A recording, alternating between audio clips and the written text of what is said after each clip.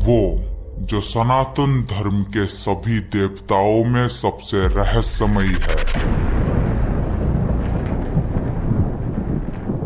वो जो दया का सागर है और सारे संसार का सच्चा मित्र है।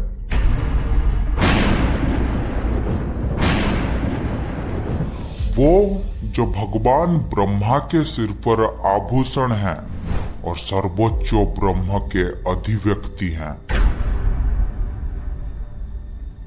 वो जिसका सब कुछ बेहद आकर्षक और रहस्यमयी है। वो अकेला ऐसा है जो अपने भाई बहनों के साथ पूजे जाते हैं। वो अकेला एकमात्र देवता हैं जिन्हें प्राचीन काल से ही भारत में मौजूद सभी प्रमुख धर्मों और परंपराओं में पूजा जाता है। आदिवासी उन्हें नीलमाधव के रूप में दावा करते हैं। हिंदू उन्हें भगवान विष्णु या भगवान कृष्ण के रूप में मानते हैं। जैन उन्हें जिनानाथ मानते हैं और बौद्ध उन्हें बुद्ध मानते हैं। वो हैं जगत के नाथ प्रभु श्री जगन्नाथ। दोस्तों, आज के इस वीडियो में हम पुरी में भगवान जगन्नाथ के उत्पत्ति और जगन्नाथ मंदिर के निर्माण के बारे में संक्षिप्त में जानेंगे। इसलिए इस वीडियो को बिल्कुल शुरू से लेकर अंत तक देखना। कहा जाता है कि सतयुग में इंद्रद्युम्न नाम के एक वैष्णव राजा रहते थे, जिनकी राजधानी अवंती से मालवा तक फैला हुआ था, जो वर्तमान का आंध्र प्रदेश और राजस्थान है। वे भगवान विष्णु के भक्त होने के कारण हमेशा उनके एक झलक पाने के लिए उत्सुक रहते थे।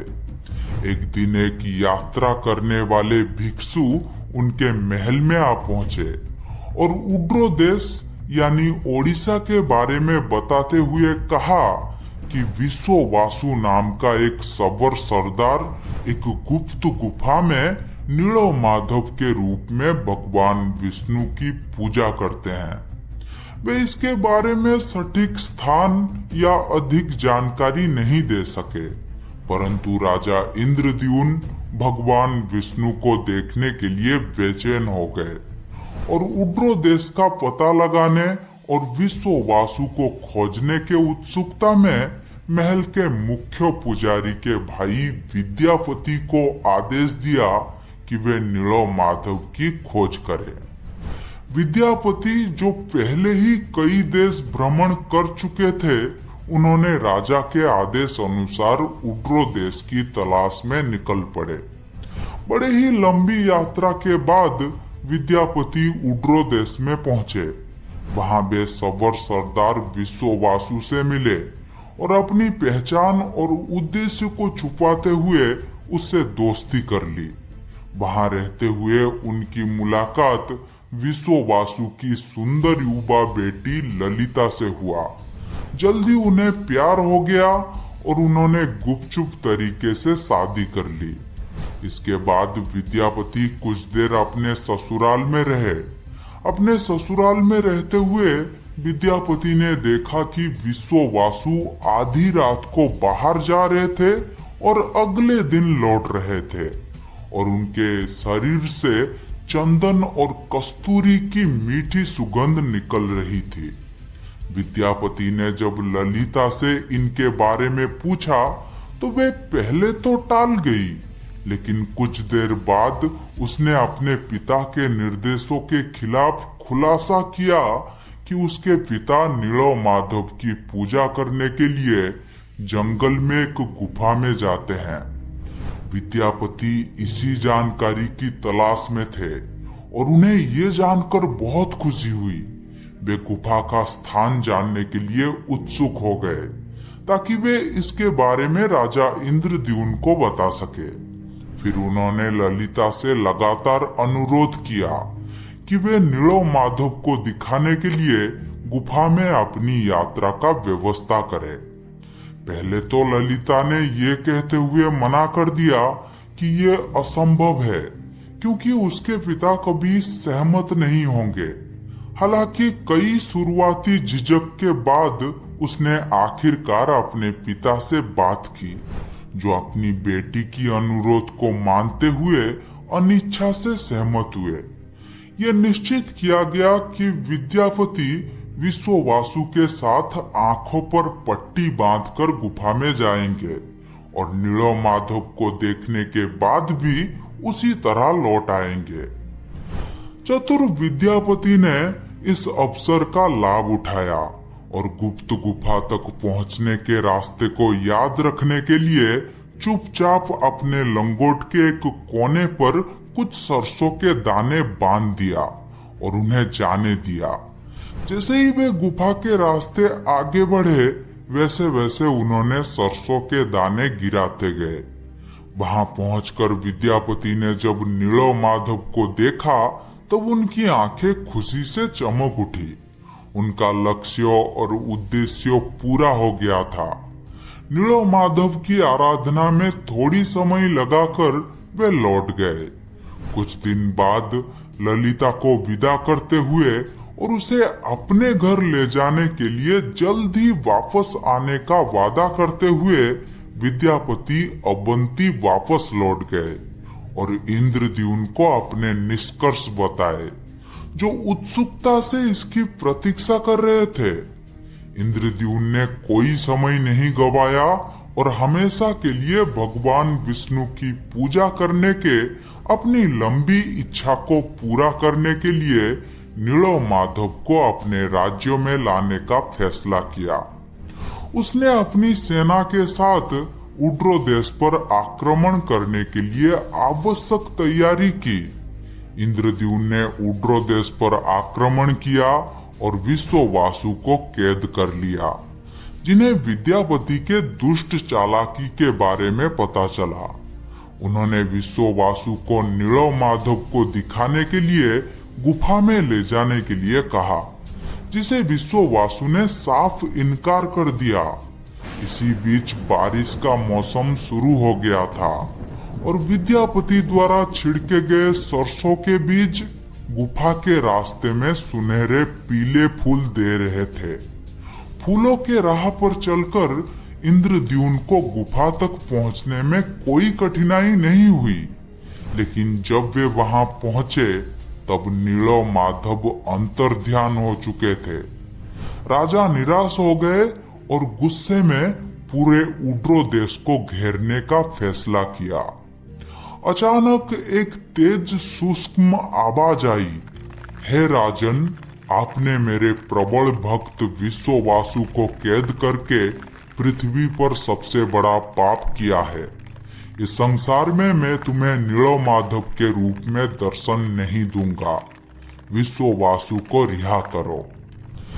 इंद्रद्युम्न उदास और मायूस थे, क्योंकि वे भगवान विष्णु को नीलमाधव के रूप में नहीं देख सकते थे। हालांकि दिव्य आदेशों का सम्मान करते हुए उन्होंने विश्ववासु को रिहा कर दिया और खाना पीना छोड़कर भगवान विष्णु की ध्यान में लगे। दूसरी तरफ भगवान कृष्ण ने एक महान जल प्रलय के माध्यम से यदुवंश का अंत किया। तब भगवान कृष्ण के लिए सांसारिक दुनिया को छोड़ने और द्वापर युग का अंत करने का समय आ गया था। इस प्रक्रिया में वे द्वारिका के पास के जंगलों में भटक रहे थे, जब चारासवर नाम का एक आदिवासी शिकारी ने उन्हें अनजाने में हिरन समझकर अपने तीर से मारा। जब जारा को अपने गलती के बारे में पता चला, तब वे रोने लगा और भगवान कृष्ण से उसे क्षमा करने के लिए कहा। भगवान कृष्ण ने उन्हें सांत्वना देते हुए कहा कि ये घटना उनके अवतार को समाप्त करने के लिए पुनर्निर्धारित था।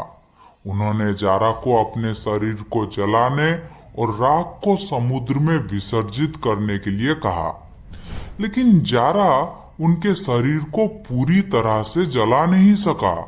कहा जाता है कि इस आग में उनका दिल या नाभि का भाग जला नहीं था।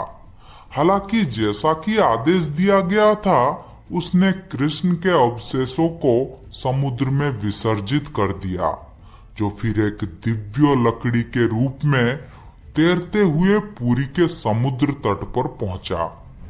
जब इंद्रद्युम्न ध्यान में थे तब भगवान विष्णु उनके सपने में प्रकट हुए और उन्हें उल्लेख किया कि वे बांको मुहाणों पुरी के पास के एक मुहाणों में लकड़ी के दारू के रूप में समुद्र में तैरते हुए आएंगे और उसमें से अपने स्वयं का रूप और छवि बनाएंगे।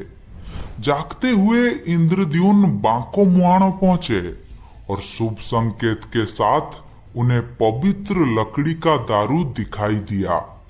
वे इसे विश्ववासु के सहायता से महल के पास के एक मंच पर ले आए और भगवान विष्णु की मूर्ति को तराशने के लिए कई अनुभवी बढ़ाई और मूर्तिकारों को लगाया, लेकिन कोई भी भगवान विष्णु की छवि को तराश नहीं पाए। राजा इंद्रद्युम्न चिंतित थे कि कैसे भगवान विष्णु को आकार दिया जाए। इसी समय एक बूढ़ा व्यक्ति अपने आप को अनंत महाराणा बताते हुए महल में पहुंचा, जिसे दिव्य बढ़ाई विश्वकर्मा माना जाता है। उन्होंने राजा को भरोसा दिलाया कि वे मूर्ति निर्माण कर सकते हैं, लेकिन कुछ शर्त पर कि वे मूर्ति को 21 दिन में बनाएंगे और अकेले ही बनाएंगे, और जब तक वे अपना काम पूरा नहीं कर लेते तब तक उसे कोई भी परेशान नहीं करेगा या महल के अंदर प्रवेश नहीं करेगा। राजा इंद्रद्युम्न ने उसकी शर्त मान ली और उसने महल का दरवाजा बंद करते हुए काम करना शुरू कर दिया।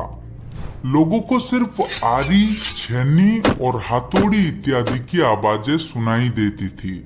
इस तरह 2 हफ्ते बीत गया। फिर एक दिन उन्हें कोई शब्द सुनाई नहीं दिया। रानी गुंडीचा उत्सुक और बेचैन हो गई। उन्होंने सोचा कि बूढ़ा आदमी बिना भोजन और पानी के भूख प्यास से मर गया होगा। उसने इंद्रद्युम्न से बूढ़े व्यक्ति को बचाने के लिए दरवाजा खोलने का आग्रह किया। उसके इच्छा के बहुत विपरीत इंद्रद्युम्न ने दरवाजा तोड़ दिया और अंदर प्रवेश किया। राजा ने देखा कि वो बूढ़ा कारीगर गायब हो गया है और अपने पीछे आधा बना 3 मूर्ति छोड़ गया है। इंद्रद्युम्न ने वादा तोड़ने के अपने कृत्य के लिए पश्चाताप किया और अपने जीवन को समाप्त करने के बारे में सोचा।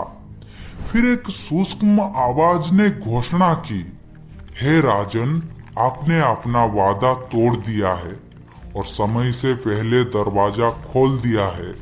अफसोस ना करे, अब मैं स्वयं को इसी रूप में भक्तों के सामने प्रकट करूंगा। मुझे यथाविधित स्थापना करो और पूजा करना शुरू करो। स्वयं भगवान विष्णु के आश्वासन पर इंद्रद्युम्न ने नीलाचल पर्वत पर एक भव्य मंदिर का निर्माण कार्य शुरू किया। मंदिर के अभिषेक और जगन्नाथ की स्थापना के लिए वे फिर अपनी रानी गुंडीचा के साथ ब्रह्मलोक यानी भगवान ब्रह्मा के निवास स्थान गए, भगवान ब्रह्मा को आमंत्रित करने। जब इंद्रद्युम्न और गुंडीचा ब्रह्मलोक पहुंचे, भगवान ब्रह्मा गहरी ध्यान में थे।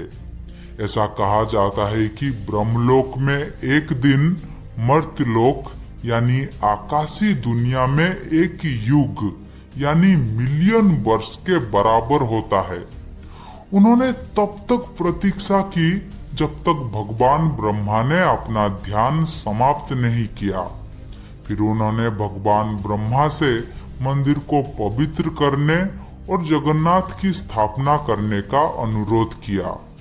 भगवान ब्रह्मा ने निमंत्रण स्वीकार किया और उनके साथ नीलाचल गए।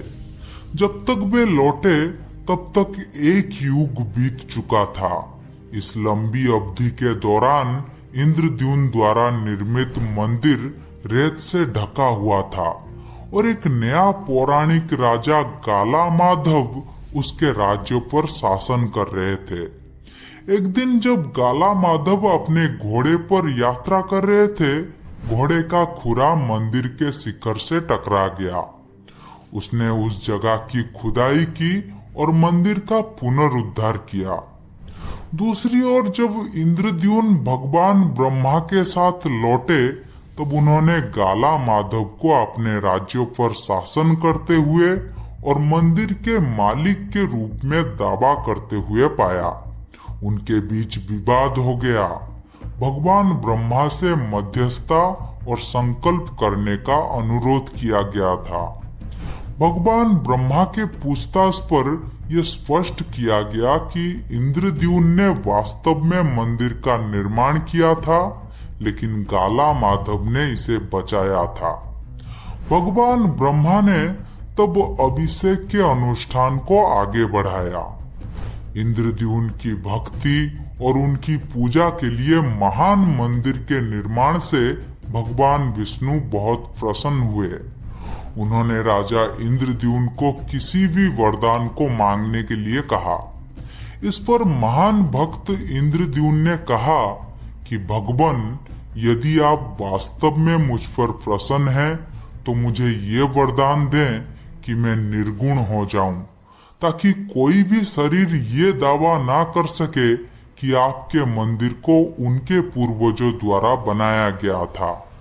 और यदि भविष्य में आपका मंदिर या आपकी मूर्ति क्षतिग्रस्त या नष्ट हो जाए तो भी आप यहाँ रहेंगे और इस स्थान को नहीं छोड़ेंगे। राजा के प्रार्थना के अनुसार विष्णु ने उन्हें वरदान दिया, लेकिन रानी गुंडीचा जो वहां मौजूद थी और सभी को सुन रही थी, प्रार्थना के पहले भाग को सहन नहीं कर सकी, क्योंकि कोई भी महिला निर्विकार नहीं रहना चाहेगी। वे स्वाभाविक रूप से आहत और दुखी थी, जिसे भगवान विष्णु समझ सकते थे। भगवान विष्णु ने उन्हें ये कहते हुए सांत्वना दिया कि वे उनके घर में पैदा हुए हैं, वे उनके बेटे समान हैं और वे उनके माँ समान हैं। वे उसे कभी मना नहीं कर सकते। हर साल रथ यात्रा के दौरान वे उनके पास 9 दिन तक आकर रुकते थे और उनके द्वारा बनाए गए स्वादिष्ट भोजन को खाते थे। इसलिए रथ यात्रा के दौरान जगन्नाथ बलभद्र, सुभद्रा और सुदर्शन चक्र के साथ गुंडीचा मंदिर जाते हैं और वहां 9 दिन बिताते हैं। दोस्तों, रानी गुंडीचा जो देवों की नहीं है कि यशोदा भी नहीं है, बस उस कान्हा ने उनसे वादा किया था, इसलिए हर साल अपना वादा पूरा करने आ जाते हैं। ऐसे हैं भगवान जगन्नाथ, जो अपनी भक्तों की देखभाल के लिए बिना पलकों के अपनी आंखें हमेशा खुली रखते हैं। उनके बारे में हम फिर कभी बात करेंगे। आज के लिए बस इतना ही।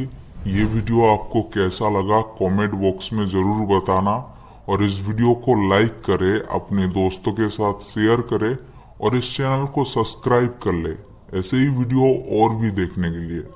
Thank you.